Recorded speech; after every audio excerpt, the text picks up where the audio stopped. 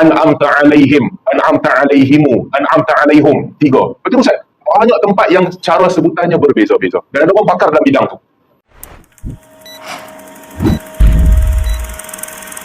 Saya nak cerita kongsi satu benda lagi untuk membuka minda kita. Ini untuk saya juga sebenarnya. Saya nak kongsi apa yang berlaku kepada tuan-tuan dan puan-puan supaya membuka kita punya minda dan juga minat kita untuk mempelajari agama. Ilmu agama ni kan, dia satu ilmu yang akan ada sahaja ilmu baru yang datang kepada kita. Sebijak mana kita pun, dia akan ada ilmu baru yang datang. Ada perkara yang di luar kefahaman kita yang kita tiba-tiba datang ilmu baru tu, kita tahu. Ini bukan sahaja pengalaman orang biasa yang macam kita. Para ulama besar juga mengalami perkara yang sama. Sebab tu mereka tafakur, mereka duduk, mereka fikir, mereka baca kerana akan datang hikmah dan juga ilmu baru. Jadi ni saya nak cerita sikit lah. Jumaat lepas, saya tulis dekat Facebook juga kalau tuan-tuan perasan. Masa sembahyang Jumaat lepas, kawan-kawan yang satu karya sama juga lah, kita pergi masjid yang sama sembahyang Jumaat lepas. Imam khatib yang cerita pasal Palestin macam biasa. Tapi bila solat Jumaat, khatib tu baca surah Al-Buruj. Bila dia baca surah Al-Buruj, biasanya kita selalu baca surah ni berpuluh-puluh kali, beratus kali kita baca. Apabila sampai dekat ayat innahu huwa yubdi'u wa yu'id wa huwal ghafurul wadud dzul 'arsyil majid fa'alun lima yurid. Itu kita selalu baca. Jadi imam tu bila dia baca ayat tu, biasa kita baca begitu kan, waqaf dekat setiap hujung ayat. Setiap kali baca begitu tak ada apa yang kita fikir pun. Bila dia baca hari sembahyang Jumaat tu dia baca wa huwal ghafurul wadud dzul 'arsy al majid fa'alun lima yurid. Dia berhenti kat situ lah. Wadud dzul 'arsy al-majid fa'alun lima yurid. Bila dia baca tu, saya time tu baru terperasan, ada something yang menarik tentang bacaan dia. Selama ni, sebab wakaf dia dekat Dzul 'Arsyil Majid, Dzul 'Arsyil Majid. Jadi, bila kita selalu baca begitu, saya membayangkan yang Al-Majid tu barisnya sama macam Arash lah. Dzul 'Arsyil Majid. Tuhan yang memiliki arash yang mulia. Bahasa Arab ni kan, baris menentukan sifat tu rujuk kepada siapa. Kalau Al-Majidi artinya arash yang mulia.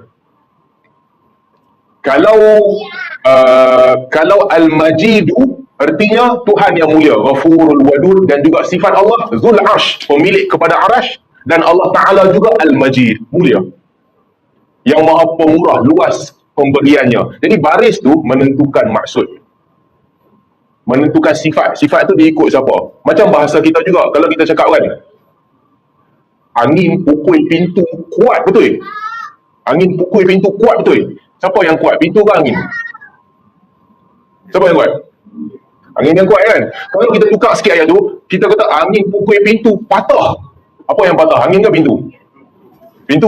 Jadi bahasa kita, bila kita dengar, kita tahulah sifat kepada angin. Patah tu sifat kepada pintu. Jadi bahasa Arab pun begitu juga. Bila didengar satu ayat tu, orang faham dalam konteks ayat tu merujuk kepada apa? Difahami.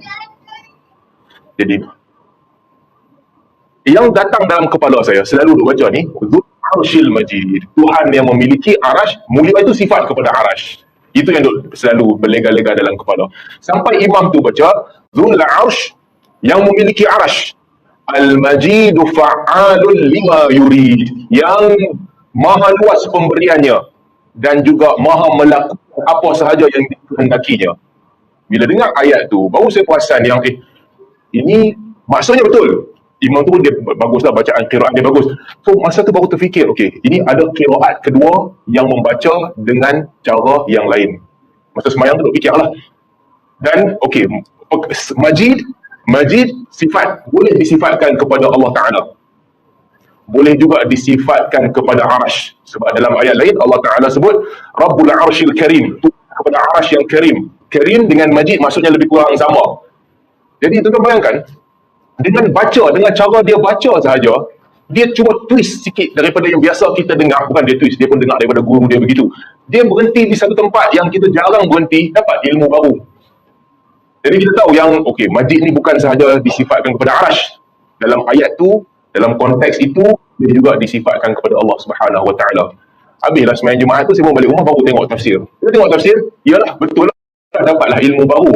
So majority qurra, pakar yang dalam membaca Al-Quran, qurra ni orang yang kepakaran dia dalam membaca Al-Quran, pakar qiraat.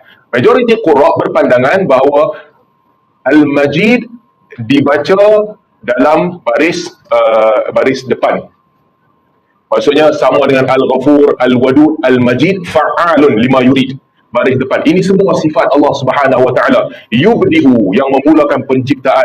Yu'id, yang mengembalikan cipta semula. Ghafur, maha pengampun. Dan juga Wadud, maha penyayang. Dzul Arsh, yang memiliki arash. Al-Majid, yang maha mulia. Fa'alun lima yurid, yang melakukan apa yang dia kehendaki. Ini majoriti qurra. Majoriti baca begitu. Qurra ahli Kufah pula, qurra ahli Kufah, Hamzah, Kisai dan juga Khalaf, pandangan mereka lain. Pandangan mereka, Al-Majid sifat kepada arash dalam ayat ni.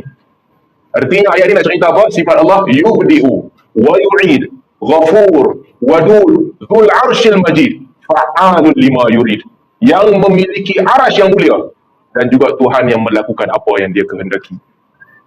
Ini kepakaran ini adalah kepakaran para ulama yang qiraat. Mereka pakar dalam qiraat. Bacaan kepakaran mereka. Yang sampai di zaman awal tu, yang tinggal adalah qiraat yang cara mereka membaca beza. Cara baca Quran beza. Kenapa boleh beza cara baca Al-Quran? Ada dua kemungkinan. Satu, Nabi SAW membaca dengan bacaan yang sebutan dia berbeza-beza sikit berdasarkan orang yang duduk di depan Nabi. Nabi baca dengan orang Mekah, cara bacaan tertentu, cara sebutan tertentu. Nabi baca dengan orang Madinah, cara sebutan yang ikut lenggok Madinah. Itu satu tafsiran. Satu tafsiran lagi, apabila Nabi SAW bacakan Al-Quran, orang bila ulang balik, mereka ulang ikut bahasa tempat mereka. Dan Nabi akui yang tu betul. Tulis sama tau, tulis sama. Contoh kan, kalau kita tulis, jom kita makan nasi kandak kuah banjir. Kalau kita kan, jom kita makan nasi kandak kuah banjir. Haji Rahman baca, macam mana bunyi kita? Dia baca kita. Kita kan, dia tak kata kandak, kandar. Kan? Jom kita makan nasi tak ada K kan? Nasi saja. Nasi kandar, kuah banjir. Yang tu cara dia baca. Saya baca pula, jom kita, dia lain bunyi lain, makan nasi, ada macam K kat belakang, nasi kandar, K tu tukar jadi Q, kuah banjir. Orang Terengganu baca macam mana? Makan. Okey. Kita sama kan? Kita sama macam Johor, tapi makan kat belakang tu. Banjir dia tak banjir ya, jangan panggil banjir. Kalau semua kata banjir, banyak lain cerita. Jadi, mungkin apa yang berlaku apabila Nabi SAW bacakan Al-Quran kepada para sahabat, Nabi arahkan para sahabat untuk tulis Al-Quran. Mereka yang tulis ni, tulis betul dah. Bukan betul, tulis dah boleh unify tulisan. Tetapi sebutan masing-masing, kita, tulis sama. Kandar, tulis sama. Kami tak tulis K-A-N-D-A-Q. Tak ada siapa tulis macam tu. Tulis tetap kandar. Tapi sebutan jadi lain. Apabila Nabi SAW akui semua bacaan ni betul, semua bacaan ni Nabi akui betul, akhirnya para mazhab-mazhab qiraat ini berkembang dan ada 10 yang mutawatir. Ini bidang yang ada pakarnya dalam bidang itu. Kepakaran mereka hafal cara hafazan. Bila mai zaman kemudian, ada para imam yang mereka hafal ke semua 10 cara baca. Setiap 10 tu ada 10 riwayat. Jadi 20 cara baca Al-Quran mereka hafal. Antara orang yang masih hidup pakar dalam bidang ni, Abdul Rashid Sufi, jiran Haji Mansur, masih hidup lagi. Dia dekat Natal ni antara orang yang paling hebat dalam bidang ni yang masih hidup. Tu mereka hafal Al-Quran, dia boleh baca dengan 20 cara sebutan yang berbeza pada sebahagian ayat, dan semua tu dia hafal. Artinya macam dia hafal Al-Quran 20 kali kan. Ada orang kepakaran dia tu. Dan dia pun ni sangat bagus dalam hafazan. Petik sahaja nak baca qiraat apa, dia boleh baca. Beza banyak. Kalau Al-Fatihah sahaja pun dah banyak beza. Siratal ladzina sin, siratal ladzina sad, siratal ladzina sa. Ada 3.